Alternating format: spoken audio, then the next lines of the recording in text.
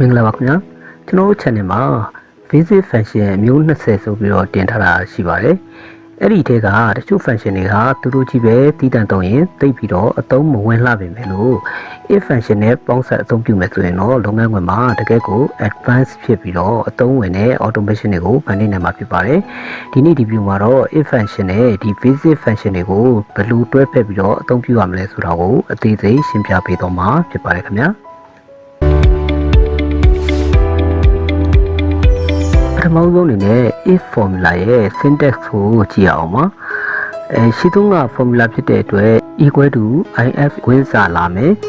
logical test ပါမယ်အဲ့နောက်မှာ value if true value if false ဆိုပြီးတော့ပါဝင်တဲ့ argument ကတော့3မျိုးပါပြီးရင်ခွင့်ပိတ်ပေါ့တခုချင်းစီပြန်ရှင်းရရင် if ဆိုတာကဖြစ်ရင်ဖြစ်ခဲ့ရင်လို့ပြောတာပါ logical test ဆိုတာကကိုစစ်ဆေးခြင်းတဲ့အခြေအနေတစ်ခုကိုပြောတာပါဥပမာ A1 ထဲမှာရှိနေတဲ့ကိန်းဂဏန်းတစ်ခုဟာ100ထက်ကြီးသလား100ထက်ငယ်သလားဒါမှမဟုတ်ရင်ကိုလားညီလားစသဖြင့်စစ်ဆေးတာကိုပြောတာပါနောက်တစ်ခုကတော့ value if true ပါရှေ့မှာစစ်ခဲ့တဲ့အခြေအနေကမှန်နေရင်ကိုပြချင်တဲ့အဖြေကိုဒီနေရာမှာရေးပြရမှာဖြစ်ပါတယ်ဒီနေရာမှာကိုပြချင်တဲ့အဖြေကကိန်းဂဏန်းဆိုရင်ဒီတိုင်းရေးလို့ရပါတယ်အကယ်၍များစာကားဖြစ်ခဲ့မယ်ဆိုရင်တော့မြတ်တောင်အဖွင့်ပိတ်ထဲမှာရေးပြရပါမယ်နောက်တစ်ခုကတော့ value if false ပါဒါကရှေ့မှာစစ်ခဲ့တဲ့အခြေအနေမမှန်ခဲ့ရင်ကိုပြချင်တဲ့အခြေအနေကိုဒီနေရာမှာရေးပြရမှာဖြစ်ပါတယ်ရှေ့က value is true နဲ့အတူတူပါပဲဒီနေရာမှာတခုပြောချင်တာက argument တစ်ခုချင်းစီကို comma နဲ့ခြားထားပါတယ်ပြီးတော့ကွင်းစာကွင်းပိတ်ကိုစနစ်တကျထည့်ရပါမယ်ဒါတွေကကြံငဲလို့မရသလိုပိုးထည့်လို့လည်းမရပါဘူးလက်တွေ့ formula လေးရေးကြည့်အောင်ပါ equal to if if ကွင်းစာလို့ရိုက်လိုက်ပါမယ်ပြီးရင်စစ်ချင်တဲ့ဆဲခွက်ကိုတစ်ချက်ကလစ်ပါမယ်ပြီးရင် equal to မောင်မောင်လို့ကျွန်တော်တစ်ဖက်ကုတ်ထဲမှာရိုက်လိုက်ပါမယ်ဆိုလိုတာကရှေ့ကအကွက်ကမောင်မောင်နဲ့ညီခဲ့ရင်မောင်မောင်ဖြစ်ခဲ့ရင်ပေါ့ကော်မာခံပါမယ် value if true နေရာမှာ equal လို့တစ်ဖက်ကုတ်ထဲမှာရိုက်လိုက်ပါမယ်မောင်မောင်ဖြစ်ခဲ့ရင် equal လို့ပြပါလို့ဆိုလိုတာပါပြီးရင်ကော်မာခံပါမယ်နောက်တစ်ခုက value if false ပါမောင်မောင်သာဖြစ်မနေခဲ့ဘူးဆိုရင်ပေါ့ not equal လို့ကျွန်တော်တို့တစ်ဖက်ကုတ်ထဲမှာထည့်ရိုက်လိုက်ပါမယ်ပြီးရင်ကွင်းပိတ်ပြီးအန်တာခောက်လိုက်ပါဒါဆိုရင်တော့ equal လို့ပေါ်လာမှာဖြစ်ပါတယ်ရှေ့ကအကွက်မှာကမောင်မောင်လို့ရိုက်ထားတဲ့အတွက်မောင်မောင်နဲ့ညီလို့ equal လို့ပေါ်တာဖြစ်ပါတယ်ကျွန်တော်တို့ရှေ့ကအကွက်ကို delete လုပ်လိုက်မယ်ပေါ့ဒါဆိုရင်တော့ not equal ဆိုပြီးတော့ဖြစ်သွားမှာပါဒီနေရာမှာမောင်မောင်ကလွဲပြီးတော့ဘာပဲလာဘာပဲရိုက် not equal လို့ပဲပေါ်နေမှာဖြစ်ပါတယ်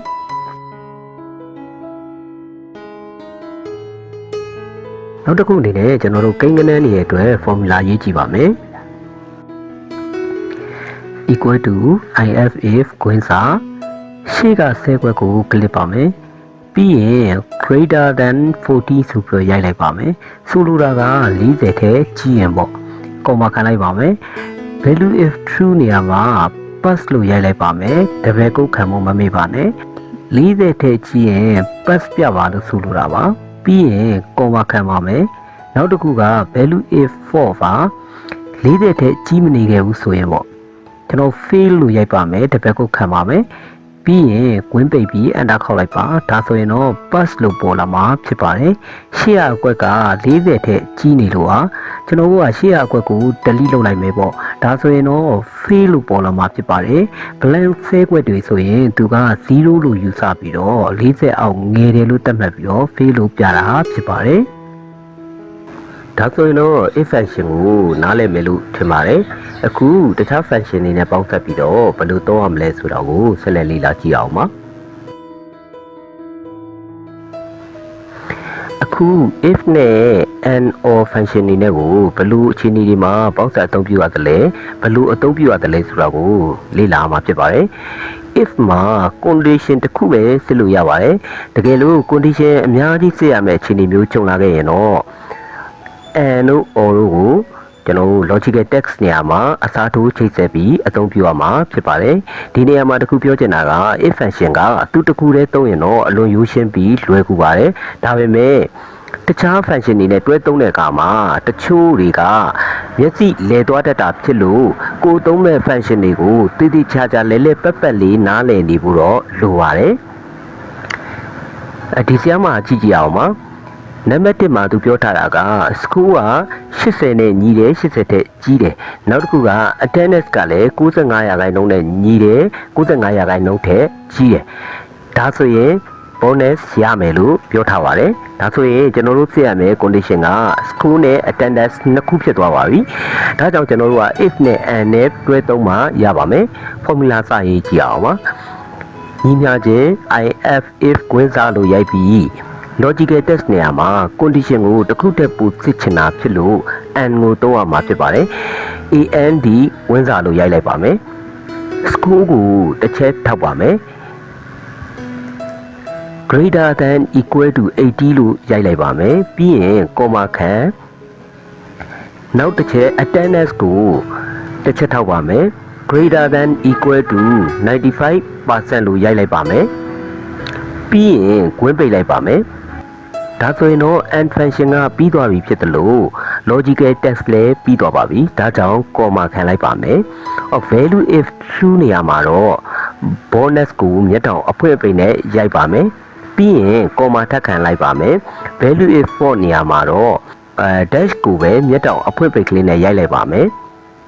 ပြီးရင် green page enter ခောက်လိုက်ရင်ရပါပြီဒါဆိုရင်တော့သူက school နဲ့ attendance ကိုစစ်ပြီးတော့ကိုက်ညီရင်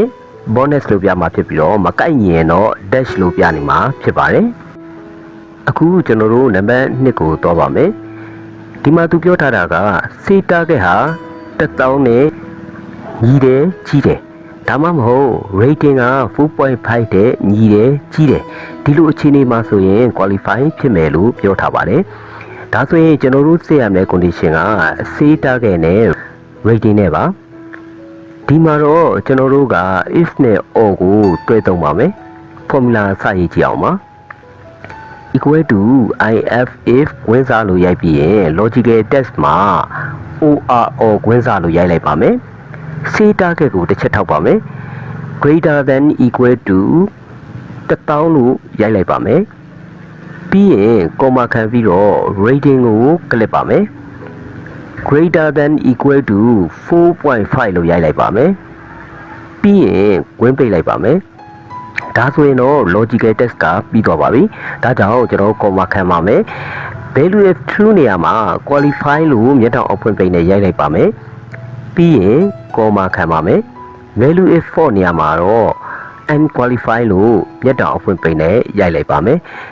ပြီးရင် green page enter ခောက်လိုက်ရင်ရပါပြီဒါဆိုရင်တော့သူက say target နဲ့ rating ကိုစစ်ပြီးတော့စစ်ထားတဲ့နှစ်ခုတည်းကတစ်ခုကအခြေအနေနဲ့ကိုက်ညီမယ်ဆိုလို့ရှိရင်တော့ qualify လို့ပြမှာဖြစ်ပြီးတော့နှစ်ခုလုံးကမကိုက်ညီခဲ့ဘူးဆိုရင်တော့ unqualified လို့ပြပေးမှာဖြစ်ပါတယ်ခုဆိုရင်တော့ if နဲ့ and or function တွေဘယ်လိုပေါင်းစပ်ပြီးတော့အလုပ်လုပ်လဲဆိုတာကိုတည်တည်ချာချာလေးနားလည်သဘောပေါက်နိုင်မယ်လို့ယူဆပါတယ်ခင်ဗျာဆက်လက်ပြီးတော့လည်းခုလို business function တွေကို advanced အနေနဲ့အသုံးပြုနိုင်မှုဆက်လက်ဝင်ပြပေးတော့မှာဖြစ်လို့ channel လေးကို subscribe လုပ်ပါပေးဖို့မမေ့ပါနဲ့ခင်ဗျာအဆင်မပြေတာရှိရင်လည်း comment မှာအာမနာတန်ဝေဖန်အကြံပြုသွားလို့ရပါတယ်ခင်ဗျာကျွန်တော်ကတော့တိတ်စက်ကန်ကဝင်ကြည့်ပါ